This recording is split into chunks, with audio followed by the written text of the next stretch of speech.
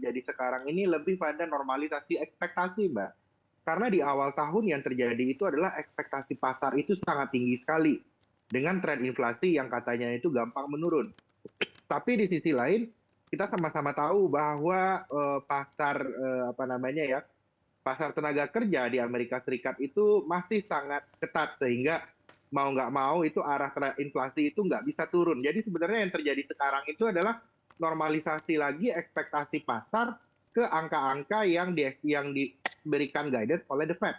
Ini yang kita sedang terjadi di kondisi saat ini.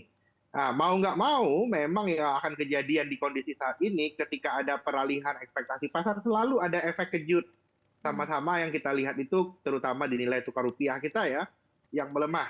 Saya sih lihatnya dengan kondisi sekarang itu seharusnya masih bisa membawa pressure di currency itu paling tidak sampai next FOMC meeting dan pasar itu 100% price in pada ekspektasinya The Fed. Kira-kira seperti itu. Ini Oke, kita pasar kembali ke jalur yang seharusnya kita melihatnya seperti itu. oke. Kemarin terlalu optimistis. Oke, kemarin terlalu optimistis begitu, tapi ini juga, Ya, cukup menarik kalau kita lihat juga begitu bahwa prediksinya untuk, suku bunga acuan dari The Fed sendiri ini kemungkinan yang sebelumnya diperkirakan di level 5,25 hingga 5,5, tapi ada ekspektasi ataupun juga ada perkiraan begitu ya bahwa kemungkinan juga bisa mencapai 5,75 hingga 6%. Menurut Anda ini, artinya normalisasi, ekspektasi sekali lagi seiring dengan tadi ya, prediksinya akan semakin naik Pak Fahrul? yes, normalisasi ekspektasi pada dasarnya. Karena sebelumnya itu pasar ini ya pada bulan Januari sudah expect 2023 itu Fed Fund Rate turun, Mbak. Mmm. Itu yang pasar itu sejauh itu pasar melihat di awal tahun. Jadinya sekarang akhirnya The Fed bilang, oh naik loh lebih tinggi daripada ekspektasi kamu, mungkin lebih tinggi daripada ekspektasi kita, ya yang lagi kejadian sekarang itu normalisasi. Kembali kepada ekspektasi yang hawkish yang seharusnya. Inflasi yang terjadi saat ini itu bukan hanya masalah demand saja, ada problem di supply side yang tidak bisa membuat inflasi ini gampang turun. Mmm. Ini yang menjadi apa namanya sudut pandang pasar yang penting untuk kita perhatikan. Oke, baik. Kemudian dari Anda, Pak Ahmad Zudi, seperti apa begitu? Setujukah tadi dengan pernyataan dari Pak Fahrul begitu bahwa saat ini adalah normalisasi ekspektasi yang mana sebelumnya juga kita mungkin sudah terlalu cukup optimis begitu ya di awal tahun 2023 kemarin begitu. Dan di satu sisi juga kita lihat seperti tadi ya, tidak hanya dari rupiah saja yang melemah, tapi juga kita lihat harga komoditas juga terus melemah seiring dengan sinyal-sinyal yang sudah diberikan oleh The Fed. Tampaknya memang dampaknya dari kemarin pernyataan dari Jerome Powell ini juga begitu langsung direspon oleh para pelaku pasar. Seperti apa tanggapan Anda terkait dengan hal ini, Pak Ahmad? Iya, secara garis besar saya sangat setuju dengan Pak Fahrul ya. Ini benar-benar merupakan koreksi dari ekspektasi pasar pada awal tahun. Karena kan kita lihat pasar tuh expect 2023 akan terjadi penurunan baik suku bunga dan segala macamnya. Makanya kalau misalkan kita lihat ke harga komoditas, itu terreflek utamanya di komoditas batu bara yang sebenarnya pada Januari itu masih sangat tinggi gitu kan. Tapi memasuki tengah Januari mulai ada sinyal-sinyal dari The Fed kalau misalkan suku bunga itu bahkan bisa lebih tinggi daripada prediksi sebelumnya. Nah, hal itu terrefleks dari balance sheet The Fed yang sudah mulai turun. Nah, makanya pada akhirnya harga-harga komoditas ketika masuk ke 2023 mulai ada koreksi yang tajam. Misalkan kita lihat di emas juga mulai turun, di batu bara juga malah sangat turun tajam ya dari 300-an kembali ke 170-an seperti itu. Jadi saya sangat setuju dengan pernyataan Pak Fahrul kalau ini semua itu merupakan koreksi pasar yang sebelumnya sangat optimis diturunin lagi sama The Fed untuk menjadi lebih realistis untuk tahun 2023 seperti itu. Oke,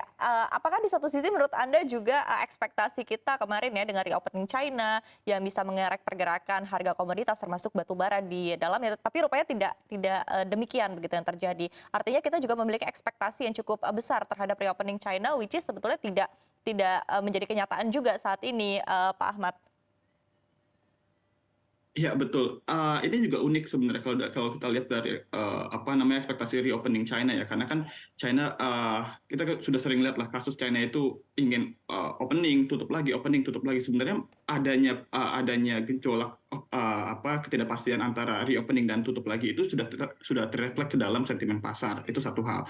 Nah, yang harus dilihat lagi sebenarnya pada saat China itu closing dengan tidak melarang mobilitas segala macam, demand batu bara China itu malah naik Itu satu hal, karena ketika dibuka lagi malah apa yang diharapkan naik itu bukannya batu bara tapi malah minyak. Di sisi lain minyak sendiri itu ada faktor selain China yang bermain di sini. Misalkan ada faktor, let's say misalkan Rusia Ukraina yang tadinya diekspektasikan minyak supply minyak dari Rusia sendiri akan berkurang, ternyata enggak, Rusia menemukan pasar barunya sehingga sebenarnya supply itu masih bisa terus lebih tinggi dibanding demand-nya. Makanya harganya cenderung tertekan hingga Februari setidaknya, seperti itu. Oke, baik. Saya akan kembali ke Pak Fahrul begitu ya. Kita juga tengah menanti data perekonomian dari Amerika Serikat, data non-farm payroll, kemudian juga nanti kita akan menanti juga rilis dari The Fed sendiri, kebijakannya seperti apa di 21 hingga 22 Maret mendatang begitu. Nah, tadi kita gunakan kembali term Anda begitu bahwa normalisasi ekspektasi ini yang memang sudah harus kita jalani saat ini begitu. Menurut Anda untuk ekspektasi yang normal untuk nanti kenaikan suku bunga acuan dan juga data perekonomian dari Amerika Serikat seperti apa Pak Fahrul? Saya memandang juga ekspektasi untuk naik sampai ke 6%, untuk Fed Fund Rate 6%, itu juga overblown, Mbak.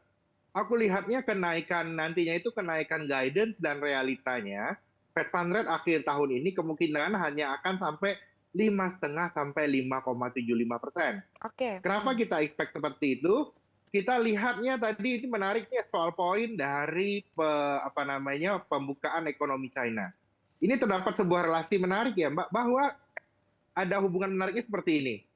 Data 20 tahun terakhir itu menunjukkan bahwa kalau China itu pertumbuhannya meningkat, saat ini kan diekspektasikan 5% ya, pertumbuhan ekonomi Cina yang meningkat secara historis itu akan meningkatkan pengangguran di Amerika Serikat.